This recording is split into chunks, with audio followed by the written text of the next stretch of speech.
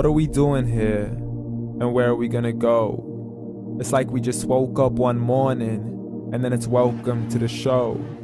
Don't ask any questions, just go with the flow. Make as much money as you can and try your best not to get broke. Copy everything you see on the TV, from the hairstyles to the clothes, and don't think too often, just do exactly as you're told. And if you ever get confused, then just turn towards the alcohol. You'll still hear your thoughts, then just turn up the radio as you learn to live a lifestyle of drugs, sex, and rock and roll.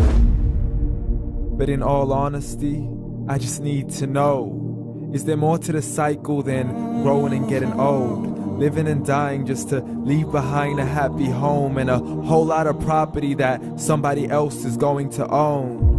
I just really need to know before the casket's closed, 'cause I'm not willing to gamble with my soul, nor am I ready to take any chances. These are just simple life questions and I'm just searching for some answers.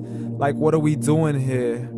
And what is our purpose? How did we get here, and who made us so perfect? And what happens once we go, or is this world all really worth it?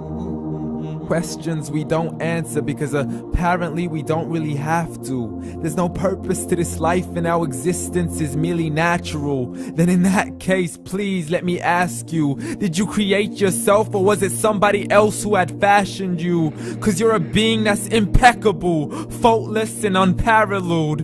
You're a product of supreme intelligence and I'm merely being rational.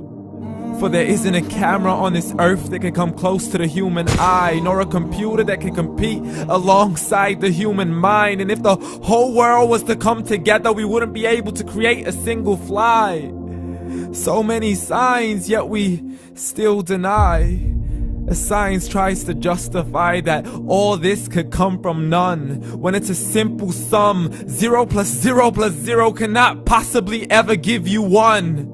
So from where did all this order come? For everything has its origins, a maker, a creator of its own. I mean, the only reason you're watching this video is because somebody had to press upload. So we can believe in the Big Bang, but I'd rather believe in He who caused it to explode. Allah, the creator of everything along with every single soul. The ever-living, the master, the only one who is in control.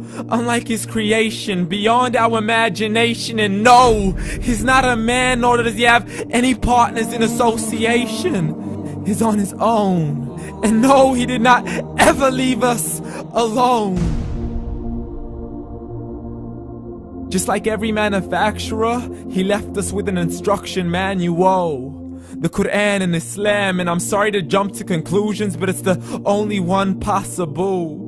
The only definition of God is the one and only supreme being. It's logical, a book with 0 contradictions, with miracles that are both scientific and historical, all revealed over 1400 years ago.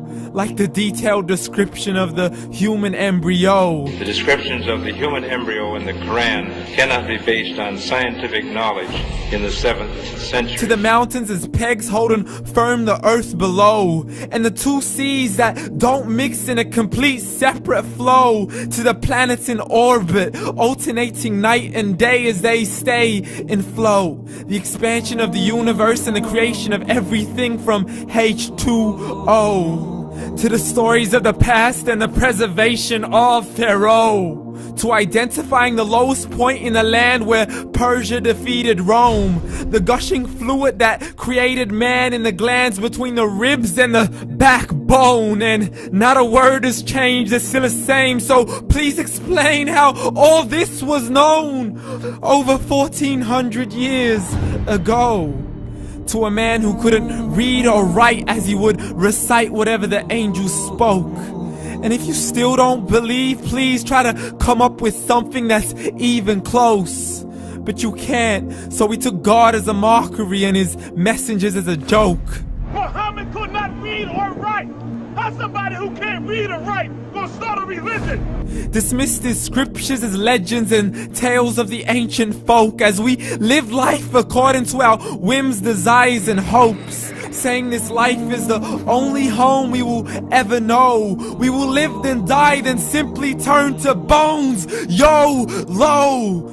Correction, after the grass dies, the rain arrives and it regrows, and Allah promises to do the same thing to your very soul and bring you back from your very fingertips to your toes, as the all-seeing supreme being watches us so close, and we are surely being tested in our wealth, our health, and our self, and everything that we've been blessed with. So believe, for we will surely be resurrected and be brought back to our Lord and account for every single deed, as He hands us our books and orders us to read.